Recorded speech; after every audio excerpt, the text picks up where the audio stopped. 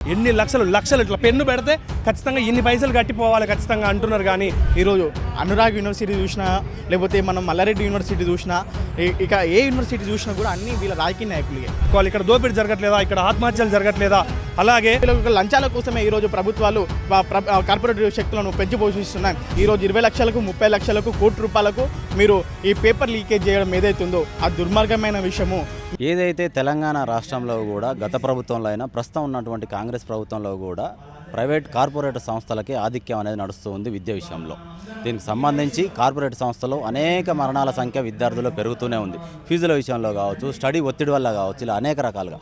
దీనికి సంబంధించి ఈరోజు కూడా ఉపాధ్యాయ సంఘాలు కావచ్చు, ఉపాధ్యాయులు కావచ్చు, స్టూడెంట్ లీడర్లు కావచ్చు, ఏఐఎస్ఎఫ్ ఏఐవైఎఫ్కి సంబంధించిన నాయకులు కూడా అందరూ భారీ ఎత్తున ధర్నా చౌక్ రావడం జరిగింది. అంటే మన తెలంగాణ రాష్ట్రంలో ముఖ్యంగా ప్రభుత్వ బడులకు ఆధిక్యం అనేది రావాలి, జూనియర్ కళాశాలలో కూడా పర్సంటేజ్ అనేది పెరగాలి, స్ట్రెంత్ అనేది పెరగాలని చెప్పేసి కూడా దానికి సంబంధించి ధర్నా చేస్తూ ఉన్నారు. దీనికి సంబంధించి మాట్లాడదాం. మన విద్యాశాఖ ఇప్పటికి కూడా సీఎం రేవంత్ రెడ్డి గారి చేతిలోనే ఉంది. 30 నెలలు అవుతున్నప్పటికీ విద్యా సంస్థలు అనేవి, ప్రభుత్వ బడులు అనేవి కూడా కుంటుపడ్డట్టు కూడా మనకు కనబడుతుంది. ఏం చెప్తారన్న ఈ విషయంలో మీరు? అన్న, ఒక విషయం కొల్లం మాట్లాడుకుందాం ఈ వేదికగా. మనసులో ఒకటి కాదు, లోపలికి ఒకటి కాకుండా నేనేం చెప్పదలుచుకున్నా అంటే, ఈరోజు ఎవరైతే విద్యాశాఖ అధికారులు కావచ్చు, లేకపోతే విద్యా పరిరక్షణ విద్యా కమిషన్ చైర్మన్ అని ఆకునూరు మురళి చేత చేసిన ఏదైతే ఆ కమిటీ ఉన్నదో వాళ్ళకి కానీ నేను ఒకటే విషయం అడగదలుచుకున్నా. వాళ్ళందరికీ పెద్దలు, నేనేమైనా తప్పుగా మాట్లాడితే క్షమించగలగాలి. ఈ రాష్ట్రంలో ప్రైవేటు పాఠశాలల్లో ఎలాంటి దోపిడీ జరుగుతలేదనే విషయం మీకు నిజంగా తెలీదా? మీకు నిజాయితీగా తెలియదు ఆ విషయం? ఫీజుల పేర్ల ఏ ఒక్కరి దగ్గర కూడా, ఏ పేద విద్యార్థి దగ్గర కానీ, ఏ మధ్యతరగతి విద్యార్థి దగ్గర కానీ పైసలు దోచుకుంటుర్రు, దాని ద్వారా దోపిడీ జరుగుతున్న విషయం మీకు నిజంగా తెలీదా? సీఎం రేవంత్ రెడ్డి గారు, ఈ విషయం మీకు తెలీదా? మిమ్మల్ని అడుగుతా ఉన్నాను. ఆకునూరు మురళిసారి గారు, మీకు ఈ విషయం తెలీదా? ఒకవేళ ఎలాంటి దోపిడీ జరగకపోతే నిజంగా ఈ ప్రైవేట్ వ్యవస్థలు, ఈ ప్రైవేట్ పాఠశాలలు కావచ్చు, ప్రైవేట్ కళాశాలలు కావచ్చు, ప్రైవేట్ ఇంజనీరింగ్ కాలేజీలు కావచ్చు, ప్రైవేట్ డిగ్రీ కళాశాలలు కావచ్చు, వాళ్ళు నిజంగా చిత్తశుద్ధితోటి ఈ యొక్క పేద బడుగు బలహీన వర్గాలకు విద్యను అందించాలన్న నిజమైన ఉద్దేశంతోనే వాళ్ళు పాఠశాలలు కానీ కళాశాలలు నడుపుతున్నారా? వాళ్ళంతా నిజాయితీగా ఉంటే వాళ్ళ యొక్క బిజినెస్ కాదా ఇది? వాళ్ళ యొక్క బిజినెస్ కాకుండానే వాళ్ళు పేదలకు ఉచితంగా విద్యను ప్రవేశపెట్టాలని గిట్ట ఏమైనా చేస్తూ ఉన్నారా? ఆ విషయం మీరు గుర్తుపెట్టుకోవాలి. ఇక్కడ దోపిడీ జరగట్లేదా, ఇక్కడ ఆత్మహత్యలు జరగట్లేదా? అలాగే ఈ వేదికగా ఇంకొక విషయం అడగదలుచుకుంటున్నా ఉన్నాను. నేను ఏదైతే నేనున్నానో ఇప్పుడు, నా కాలంలో నేను స్టేట్ విద్యను చదివిన, అంటే స్టేట్ విద్యను అభ్యసించడం జరిగింది. నాకంటే ముందు తరాల వాళ్ళు స్టేట్ విద్యను అభ్యసించడం జరిగింది. వారికంటే ముందు తరాల వాళ్ళు కూడా స్టేట్ విద్యను అభ్యసించడం జరిగింది. స్టేట్ విద్యను ఆనాడు నేను అభ్యసించిన వాడినే నాకే ఇప్పటికీ ఇప్పుడున్న పోటీతత్వంలో, పోటీ ప్రపంచంలో నేను విద్యను కానీ, కరెక్ట్ అకాడమిక్ స్టాండర్డ్స్ని కానీ, ఇంగ్లీష్ ఫ్లూయెన్సీని కానీ, ఇప్పుడున్న డెవలప్మెంట్ ఫ్లూయెన్సీని కానీ అందుకోలేకపోతున్నా. ఇప్పుడు మీరు టాయిలెట్స్ సరిగ్గా లేకుండా, భోజన వసతులు సరిగ్గా లేకుండా, ప్రభుత్వ పాఠశాలలో ఫ్యాకల్టీ మంచిగా లేకుండా, ఇంగ్లీష్ స్కిల్స్ మంచిగా లేకుండా, ఆ బోధన పద్ధతులు కూడా పాత పద్ధతుల్లో ఉండడం వలన ఎలాంటి విద్య డెవలప్ అవుతుంది? ప్రభుత్వ విద్యార్థులు ఎలా డెవలప్ అవుతారు? పల్లెటూరు నుంచి వచ్చిన విద్యార్థులు కావచ్చు, మధ్యతరగతి విద్యార్థులు ఎట్లా డెవలప్ అవుతారు? అకాడమిక్ స్టాండర్డ్స్ని, ఇక్కడున్న సిబిఎస్ఈ స్టాండర్డ్స్ పిల్లల్ని రేపు వచ్చే 20 ఏళ్ళ తరాల స్టాండర్డ్స్ని కానీ, 20 ఏళ్ళ ముందు వచ్చే ఆ యొక్క డెవలప్మెంట్ని ఎలా తట్టుకొని నిలబడతారు? ఈ జనరేషన్లో మేమే తట్టుకోలేకపోతున్నాం. రేపు వచ్చే భవిష్యత్ తరాల వాళ్ళు ఎట్లా తట్టుకుంటారు?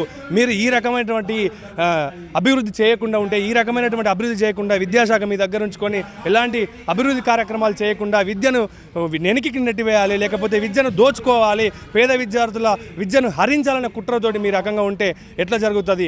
ఇంకొకటి, ఇష్టానుసారంగా ఇంజనీరింగ్ కాలేజ్ కావచ్చు, డిగ్రీ కాలేజీలు కావచ్చు, లక్షలు 5 లక్షలు 6 లక్షలు 7 లక్షలు 8 లక్షలు, ఎన్ని లక్షలు ఇట్లా పెన్ను పెడితే ఖచ్చితంగా ఇన్ని పైసలు కట్టిపోవాలి ఖచ్చితంగా అంటున్నారు. కానీ ఒక్కసారిగా తెలంగాణ రాష్ట్రంలో ఒక్కసారి ఎంతమంది ఇంజనీరింగ్లు బయటికి వెళ్తున్నారు, ఎంతమంది డాక్టర్లు బయటికి వెళ్తున్నారు, ఎంతమంది డిగ్రీలు చేసిన విద్యార్థులు బయటికి వెళ్తూ ఉన్నారు?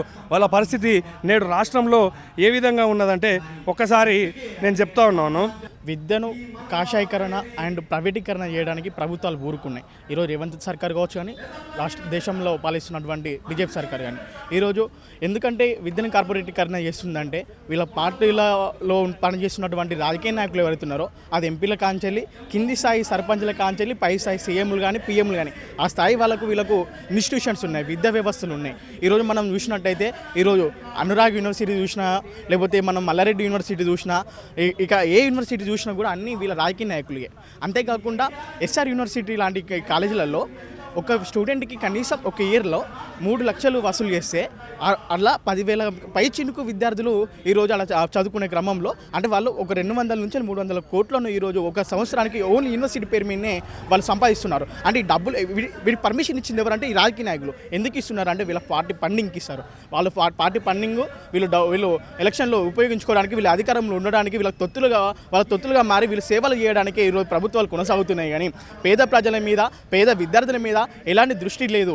అందుకే విద్యార్థి రంగానికి తక్కువ బడ్జెట్ కేటాయించడం. అందుకే కనీసం కాంగ్రెస్ ప్రభుత్వం ఈరోజు ఏం చేసిందంటే 15% అయినా మేము విద్యారంగాన్ని కేటాయిస్తామని చెప్పేసి మేనిఫెస్టోలో పెట్టి కనీసం అది అన్న మాట కూడా నెరవేర్చలేదంటే అంటే దాన్ని ఎన్నుకున్న వ్యూహం ఏంటో మనకు స్పష్టంగా అర్థమవుతుంది. వీళ్ళ ఫండింగ్ కోసమే, వీళ్ళ యొక్క అధికారం, వీళ్ళ యొక్క లంచాల కోసమే ఈరోజు ప్రభుత్వాలు కార్పొరేటివ్ శక్తులను పెంచి పోషిస్తున్నాయి. అంతేకాకుండా వీళ్ళు విద్య కేటాయించినటువంటి నిధులు ఏవైతున్నాయో ఆ అరకొర నిధులు కూడా పూర్తి మొత్తంలో ఖర్చు పెట్టకపోవడం ఈ దుర్మార్గమైన విషయం. ఇప్పుడు యూనివర్సిటీలకు మనం చూసినట్టయితే సంవత్సరానికి ఎంతో కొంత బడ్జెట్ ఒక 30,000 కోట్లు 100 కోట్లకు ఇచ్చినా కూడా అలా ఇంతవరకు వాళ్ళు కనీసం ఈ 5-6 సంవత్సరాలు ప్రతి సంవత్సరం కేటాయించిన బడ్జెట్లో ఒక 1% ఖర్చు పెట్టడం ఈ సిగ్గు చేయటు. అంటే మీరు యూనివర్సిటీలను ఏం చేద్దాం అనుకుంటున్నారు, విద్యా వ్యవస్థను ఏం చేద్దాం అనుకుంటున్నారు?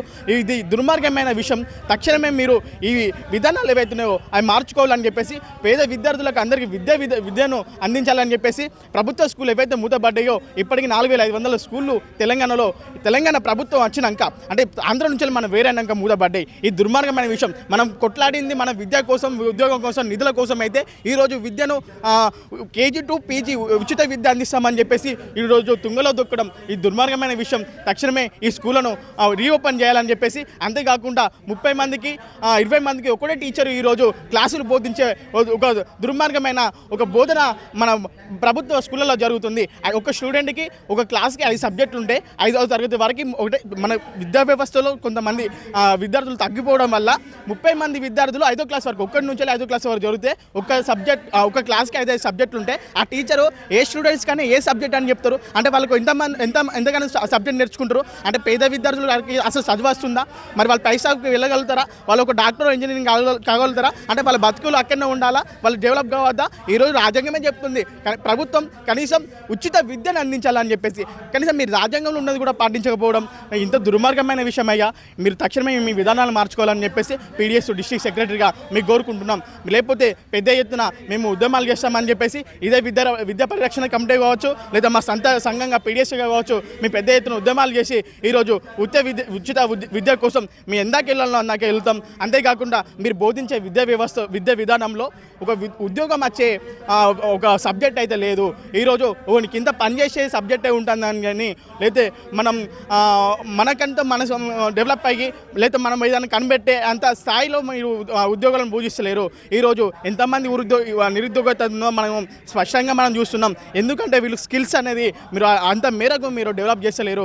మీరు విద్యలో మార్పులు తీసుకురావాలి, మీరు ప్రవేశపెట్టే సబ్జెక్టులో మార్పులు తీసుకురావాలని చెప్పేసి మేము కోరుకుంటూ, ఒక విద్యకు అంటే విద్య అంటేనే మనిషి అభివృద్ధికి ఉపయోగపడేది. ఆ అభివృద్ధి పడే విధంగా వాళ్ళ స్కిల్ డెవలప్మెంట్ చేసే విధంగా ఈరోజు వాళ్ళకు ఉద్యోగం దొరికే విధంగా మీరు విద్యను బోధించాలని చెప్పేసి కోరుకుంటున్నాం. అంటే ప్రభుత్వ బడులలో విద్య అభివృద్ధి చెందాలి, అలాగే కూడా స్ట్రెంత్ పెరగాలని చెప్పేసి ఒకవైపు మీరు ధర్నాకు పూనుకున్నారు. ఇంకోవైపు ఏం పేపర్ లీకేజీలు అని చెప్పేసి కూడా కొంతమంది స్టూడెంట్స్, విద్యార్థులు కూడా ప్రాణత్యాగాలని చేసుకుంటూ ఉన్నారు. అంటే ప్రభుత్వంలో అరకొరగా అంటే వాళ్ళకు ఉన్నటువంటి అరకొర చదువును కూడా వాళ్ళు వినియోగించుకొని ప్రైవేటీకరణలో వాళ్ళు ఫీజులు కట్టలేక ప్రభుత్వ స్కూళ్ళలో, కాలేజీలలో చదువుకొని వాళ్ళు ఎగ్జామ్ ప్రిపేర్ అయ్యి రాసి వచ్చిన తర్వాత పేపర్ లీకేజీలు అని చెప్పేసి క్యాన్సిల్ చేయడాన్ని మీరు ఎట్లా చూస్తారు? అంటే ఒకవైపు అభివృద్ధి కావాలని మీరు అంటున్నారు, ఇంకోవైపు పేపర్ లీకేజ్ జరిగి ప్రాణాలు పోగొట్టుకుంటున్నారు. ఎట్లా చూస్తారు దీన్ని?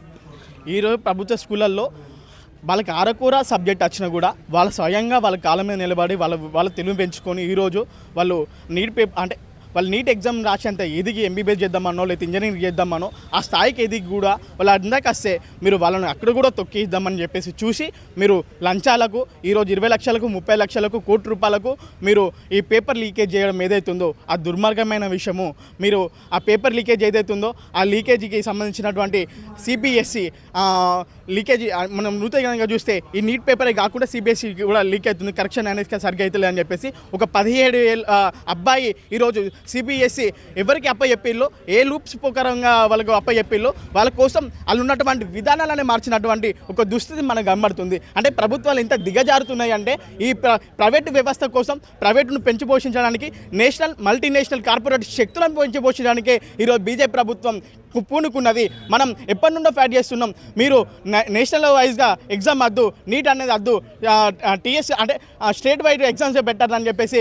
ఎందుకంటే ఈరోజు నేషనల్ వైడ్గా జరిగితే మళ్ళీ నేషనల్ వైడ్గా పేపర్ లీకేజ్ అయితే అందరికీ ఎగ్జామ్ నిర్వహించాలి. అంతేకాకుండా మంచిగా చదివినటువంటి విద్యార్థులు ఏవైతున్నారో వాళ్ళు ఆత్మహత్యలు చేసుకున్నటువంటి సంఘటనలు మనకు స్పష్టంగా కనబడుతున్నాయి. మళ్ళీ ఎగ్జామ్ పెట్టినా కూడా వాళ్ళు చదవకపోతే మేము ఫస్ట్ ఎగ్జామ్లో మంచిగా రాసినాం, ఇప్పుడేమో మేము రాయలేకపోతున్నాం అని చెప్పేసి వాళ్ళు ఊరేసుకొని రావడం మనకి కళ్ళ ముంగ కనబడుతుంది. అంతే ఒకవేళ అదే స్టేట్ వైడ్గా అయితే స్టేట్ వైడ్గా తక్కువ పరిణామంలో మనము ఆ ఎగ్జామ్ నిర్వహిస్తాం కాబట్టి మ్యాథ్స్ అది లీకేజ్ కావడానికి దృష్టి ఉండదు. ఒక లీకేజ్ అయినా కూడా ఎక్కడ లీకేజ్ అయిందో దాన్ని ఎంకలాడి ఎమ్మటి వాళ్ళ మీద చర్యలు తీసుకోవచ్చు. అంతేకాకుండా అదంతా దేశం మీద ఎఫెక్ట్ పడకుండా ఒక రాష్ట్రం గారికే ఎఫెక్ట్ పడుతుంది అని చెప్పేసి అలాంటి విధంగా మీరు ఆలోచించాలని మళ్ళీ మీరు పాత విధానాలు ఏవైతుందో స్టేట్ వైడ్ బోర్డ్ ఎగ్జామ్స్లే స్టేట్ వైడ్ ఎగ్జామ్స్లో నిర్వహించాలని చెప్పేసి అది నీట్ ఎగ్జామ్స్ ఏవైనా కానీ అని చెప్పేసి మేము కోరుకుంటున్నాం.